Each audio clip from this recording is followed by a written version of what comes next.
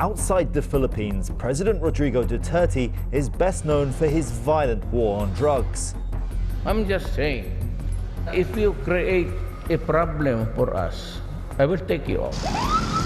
Thousands of drug suspects have been killed by police and vigilantes. Now, 2 years after being elected, critics say Duterte's administration is attacking the very institutions designed to keep his power in check and locking up those who criticize him. Senator, are you innocent? Oh yes, I am innocent. You attack the media, the judiciary, the legislature, you harass those opposing you, and you try to hold on to power beyond your term. I've been covering the Philippines for more than a year, and little surprises me. Even the children of infamous dictator Ferdinand Marcos are emerging as powerful players in their own right. Do you see similarities between President Duterte and your father? Not at all. You're asking the wrong person. Thank you. As the president's grip on power tightens, are we witnessing a return to the politics of dictatorship?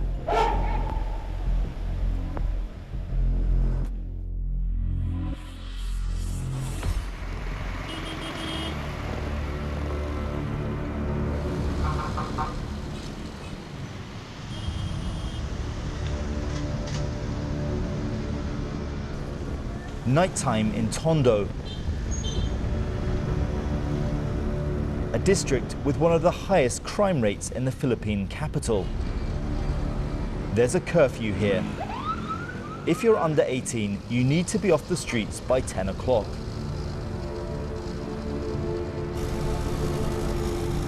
We're riding with police officers here in Tondo, Manila. What they're looking for is anti-social behavior, tambays or loiterers. In the last month, we've seen thousands of people apprehended for drinking in the streets, smoking in public, or walking around without t-shirts on. In this crowded city, where many live in small, stuffy shacks, it's normal for people to socialize in the street. But now Duterte is determined to eradicate what he calls loitering.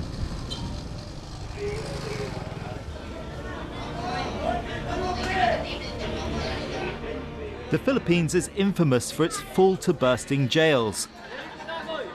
With the president's crackdown on antisocial behavior, this situation is getting much worse. Pag mag-istambay na sa inyo, umuwi kayo. Kaya pag hindi kayo umuwi, ako nang bahala, ilagay mo lang dyan. Talian yung kamay pati, ihulog ko yan dyan sa... Outside, a van arrives, seemingly full of children. But the police are not as keen for us to film them.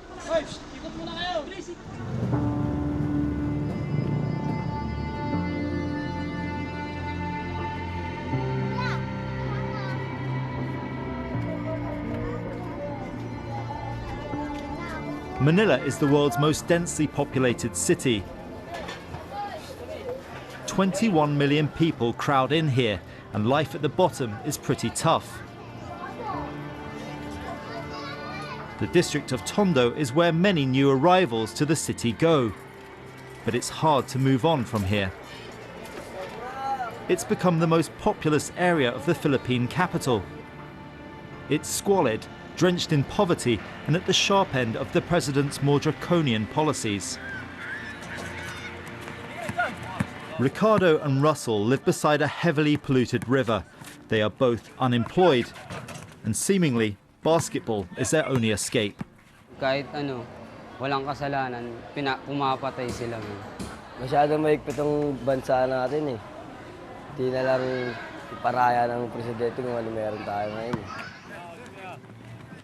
Siguro di alam ni Duterte yung ano, yun, wala lamang kaming hanap buhay. Mahirap lang kami.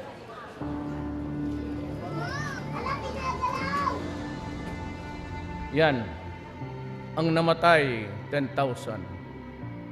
What the hell? Para sa akin, dagdagan mo. Make it 50,000.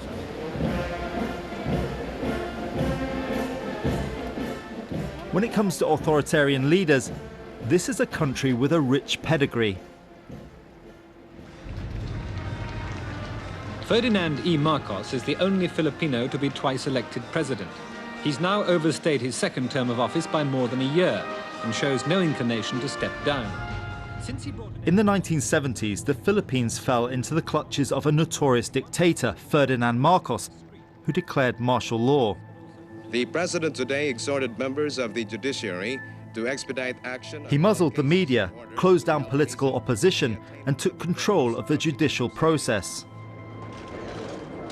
He and his wife Imelda plundered the country's coffers to the tune of $10 billion and set the benchmark high for corruption.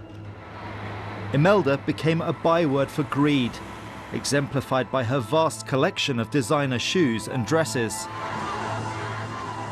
Eventually, the Marcos family fled the country in 1986. Now, some critics believe that history is in danger of repeating itself. Hitler massacred 3 million Jews. Now, there is 3 million, there's a 3 million drug addicts. I'd be happy to slaughter them. President Duterte came to power promising to root out the country's big social problem, drugs. Either you kill me or I will kill you, idiots. Much of my job has been reporting on the fallout from this policy. In the last 2 years, the president's war on drugs has seen at least 4,000 suspected drug users and dealers killed during police operations.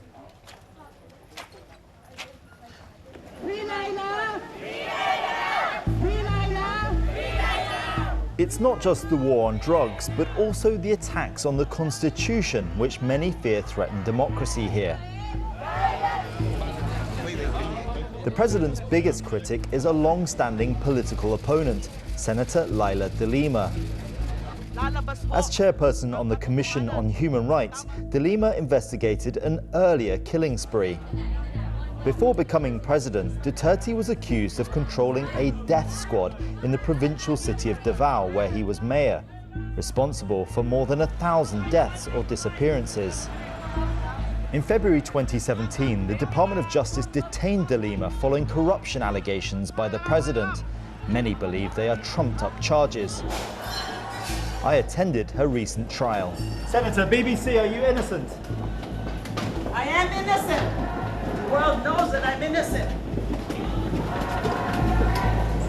Being persecuted. For now, Senator de Lima is being held in a detention cell in the National Police Headquarters, infamous under the Marcos regime for disappearances and torture.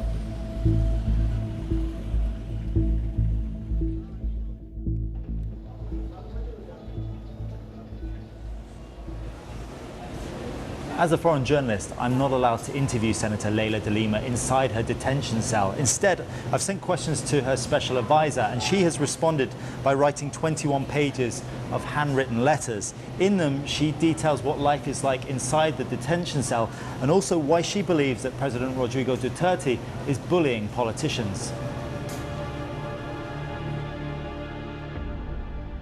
Being corrupt is not in my DNA. And no amount of lies or black propaganda can change the fact that I am innocent. Duterte ran a death squad, the so-called Davao Death Squad, responsible for the murder of at least 1,200 individuals. Once this criminal gangster from the backwater of the Philippines captured the popular imagination, he transformed the Philippine state into a gangster state.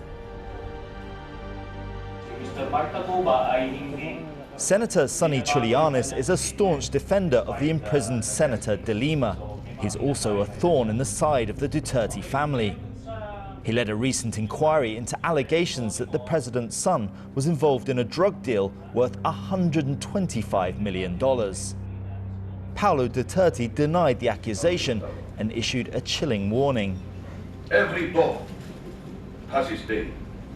The law of karma will operate especially to those with evil intent. Thank you, Mr. Chair. How do you assess the current health of democracy in the Philippines under President Rodrigo Duterte? Well, it's going to flatline at any moment. Duterte decides to declare a nationwide martial law or a revolutionary government. Do you think that's likely? Given the opportunity, he would pull that trigger. So we, the members of the opposition, are preparing for such an eventuality. But he said he wouldn't want to stay in office a day longer than he's democratically elected to be in office for. Well, those of us who have profiled Mr. Duterte would not give him that benefit of the doubt or take his word. Another stern critic of Duterte is the country's top judge, Chief Justice Maria Sereno. In May, she too was unceremoniously removed from office. She believes the Duterte administration is now threatening the very independence of the judiciary. It does not like criticism. It shows viciousness against groups of people that it deems are its critics. And it tries to show that the strong arm of the presidency is not beyond being used to oppress people. And I think that is precisely the impression that this administration wanted, that you cannot cross him. And if you cross him, you're going to pay a high price for it. Either sumama ka sa akin ng buhay, putang ina ka, o papatayin kita, talhing kita, either sa istasyon o sa punerarya, mamili ka. Ganon.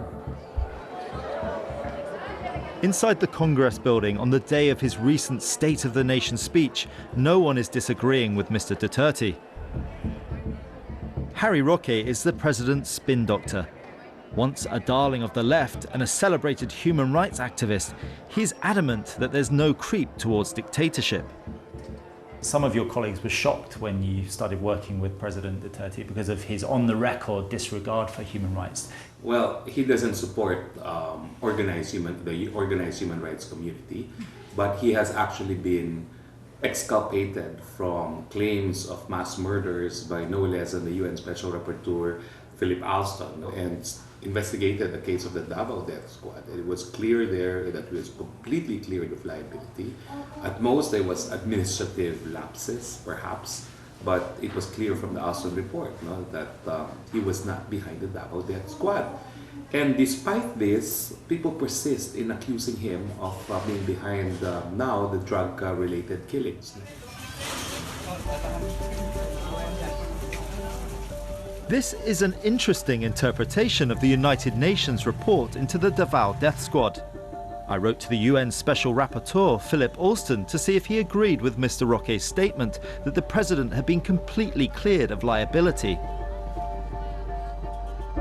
Paragraphs 39 to 43 of the attached report clearly implicate Duterte in the killings perpetrated by the Davao death squad. Duterte is taking no chances with other international bodies. In March, he unilaterally withdrew the Philippines from the jurisdiction of the International Criminal Court. But the Duterte government's attacks are not limited to political or judicial opponents. The media is also in its sights. The Rappler News website was started in 2012.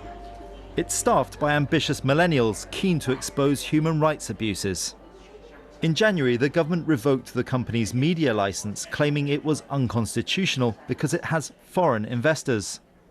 The charges are incredible, and they're false. Foreign ownership. I mean, we wanted to be independent, because if you get a Filipino investor, there's political pressure, they can cave in much sooner, right?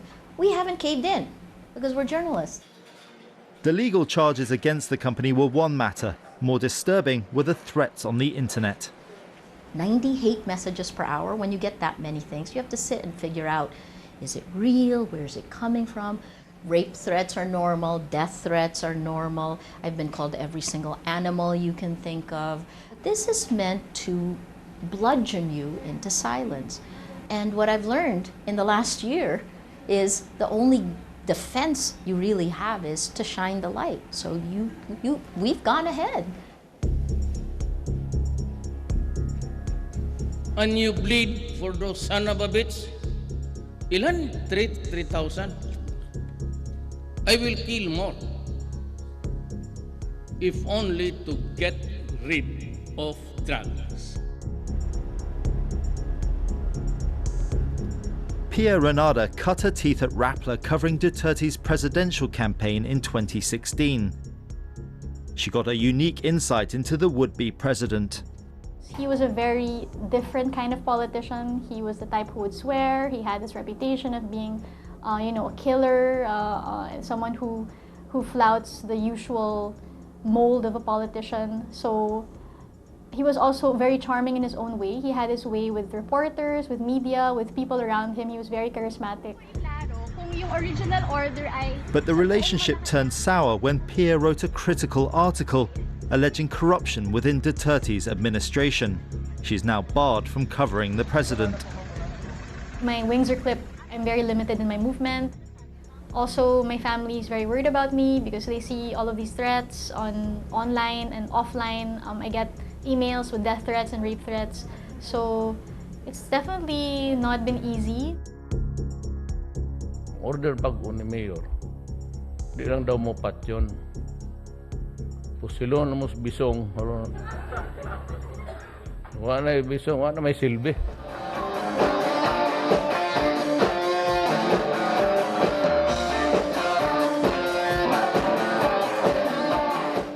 Although the majority of the population seem to approve of the president's strong-arm tactics, you can still easily find those who openly criticize him. At the Manila Gay Pride event, the punk group Male Gays are not afraid to speak out. He makes these really misogynistic comments on a very regular basis. And what we want to do is we want people to realize that this is not something that can be normalized. The president right now is obviously trying to manipulate the judiciary and the legislative bodies to bend to his will. So I don't know if you could call that a democracy. Across town, there's an altogether different song being sung. At a party fundraiser, the president's supporters are charmed by his karaoke performance. And across the country, one recent opinion poll has his approval rating as high as 88%. Thank you, President. Many are drawn to his tough-talking, zero-tolerance style. It's not only the president who is keen to hit the right notes. Perhaps it's coincidence, but in the Philippines today, the Marcos brand is undergoing a rehabilitation. The daughter of the man who stole $10 billion from the public purse and who shares her mother's famous love of designer shoes is keen to remind the police force that a strong leader really is best for the country. Political freedoms indeed have their place in the sun, and they are enshrined in our Constitution. Yet we must remember that there are other freedoms, freedoms from fear, freedom from oppression, freedom from abuse, and freedom from lawlessness. It all sounds reminiscent of another period in the Philippines' history, when political freedoms were also deemed a luxury. President Marcos backed his warning by sending Marine units towards the camp where the military faction backing the opposition is holed up.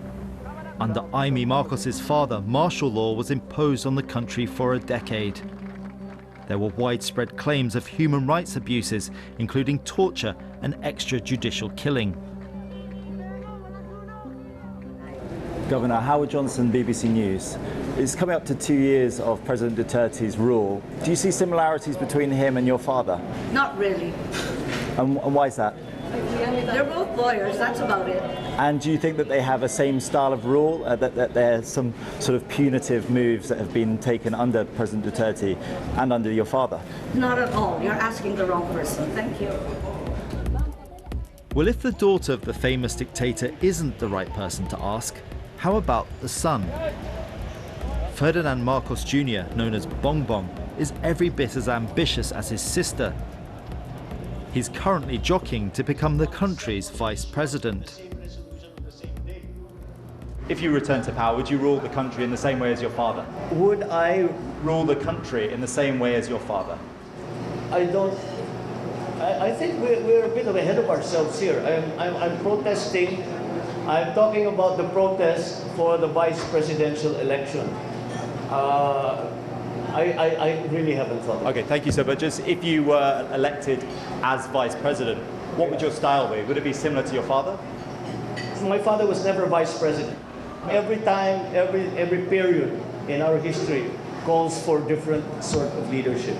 And that leadership is only defined by the circumstances that prevail at the time. So until we get there, it's impossible to say. The extent of Bongbong's ambition remains unclear. But in the past month, President Duterte has publicly tipped him as a potential successor. Critics say that this is harking back to an era of martial law under dictator Ferdinand Marcos. We're seeing, attacks on the media, the judiciary, and also politicians. Is that a fair comment? No, terribly unfair. Is democracy in danger? Of course not. Everyone recognizes that he has a popular mandate. He had a lead of 5 million votes. Is he a dictator? How would he be a dictator? He was constitutionally elected, democratically elected. Whether or not you like him, he stays there until 2022. Ladies and gentlemen, the President of the Republic of the Philippines, President Rodrigo Roa Duterte. Duterte's grip on power looks secure. Despite his brutal war on drugs and the stifling of opposition, the majority of the country still supports him. Whether you kill me or I will kill you, I don't have to about for criticism after all. Do not make country trouble. Since we interviewed Senator Trillanes, President Duterte has ordered his arrest. In just one presidential proclamation, he demonstrated his executive, legislative, and judicial powers. So that's a dictatorship, no matter how you look at it. The president's rule is increasingly authoritarian. With 4 more years in power, the future for democracy here is looking bleak.